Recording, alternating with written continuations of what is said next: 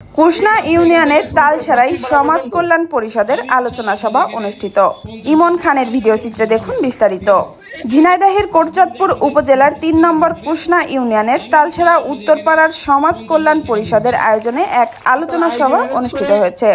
শনিবার ১২ জুলাই বিকেল ৪টায় তালসারা উত্তরপাড়া জামে মসজিদ চত্বরে এ সভা অনুষ্ঠিত হয়। সভায় সভাপতিত্ব করেন মসজিদের সভাপতি রুহুল আমিন। প্রধান অতিথি হিসেবে উপস্থিত ছিলেন কোটচাঁদপুর মাধ্যমিক বালিকা বিদ্যালয়ের প্রধান শিক্ষক জনাব ইসা হক আলী। বিশেষ অতিথি হিসেবে উপস্থিত ছিলেন বিশিষ্ট ব্যবসায়ী ও সমাজসেবক আলহাজ মিজানুর রহমান। আলোচনায় আলহাজ মিজানুর রহমান গ্রামের উন্নয়নের বিভিন্ন দিক তুলে ধরেন এবং তালসারা উত্তরপাড়ার কেন্দ্রীয় কবরস্থানের উন্নয়নের জন্য ১ লক্ষ টাকা অনুদানের প্রতিশ্রুতি দেন।